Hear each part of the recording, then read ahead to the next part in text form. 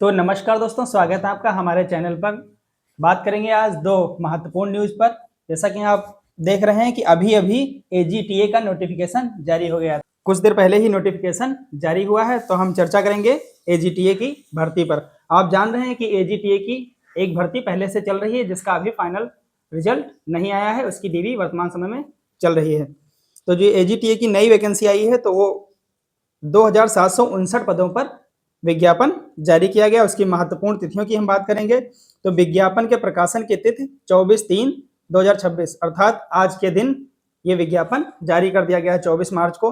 Online आवेदन कब से होंगे? तो ऑनलाइन होंगे 22 मई से इसके ऑनलाइन आवेदन लिए जाएंगे। इसी के साथ फाइनल सबमिशन शुल्क जमा की अंतिम तिथि है 11/6/2026। 11 जून इसकी अंतिम तिथि रखी गई है। करेक्शन की भी डेट एजीटीए में रखी गई है, वो है 18/6/26। तो आप सभी जान रहे हैं कि एजीटीए में कौन लोग पात्र होते हैं। एजीटी में वे लोग पात्र होते हैं जो जिनका ग्रेजुएशन बीएससी एजी से होता है, वो लोग इस वैकेंसी के लिए पात्र होंगे। तो जहां तक मेरा मानना है कि इस वैकेंसी में ज्यादा कंपटीशन नहीं होगा। जो भी जेन्युइन कैंडिडेट थोड़ी सी भी मेहनत करेंगे तो जरूर सफल हो जाएंगे। अब हम बात करेंगे कि ओबीसी की इसमें सीटें कितनी दी गई हैं। तो ओबीसी की सीटें इसमें दी गई हैं 573 और एससी की सीटें हैं 413। आप विस्तृत नोटिफिकेशन साइट पर जाकर चेक कर सकते हैं। और इसके लिए कौन लोग पात्र होंगे? अगर आपका बीएससी एजी से है, उसके बाद में आपके पास पेट 2025 का स्कोर कार्ड होना जरूरी है, क्योंकि जो पेट नहीं दिए हैं इस बार, वो इस भर्ती के लिए अर्ह नहीं होंगे। उनको इस भर्ती में बैठने का मौका नहीं मिलेगा। तो मैं तो ये कहूंगा, अगर पेट में अगर आपका 1 नंबर भी है तो आप 25 रुपये कटवा कर फॉर्म अवश्य भरें, क्योंकि हो सकता है मिनिमम कट ऑफ जाएगी लेकिन कम से कम नंबर पे जाएगी। तो अब बात करते हैं नई खबर पर। यूपी टेट का संशोधित नोटिफिकेशन जारी कर दिया गया है। जैसा कि आप जानते हैं कि सुप्रीम कोर्ट का एक डिसीजन था, जिसमें आप अगर बीटीसी बीएड में एडमिशन ले लेते हैं तो उसी दिन से आपका टेट देने के आप योग्य हो जाते हैं।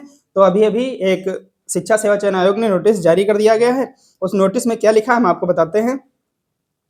सर्वोच्च न्यायालय ने 1 सितंबर 2025 के आदेश को पारित करते हुए जो डिसीजन दिया था, इसमें यहाँ पर लिखा गया है, जो संशोधित शुद्धि पत्र के नाम से एक पत्र जारी किया गया है, उसमें लिखा गया है कि प्रकाशित विज्ञापन के बिंदु संख्या 6 पात्रता के उपबिंदु संख्या 6.3 टिप्पणी के उपबिंदु 3 में उल्लेखित टिप्पणी को विलोपित किए जाने का निर्णय।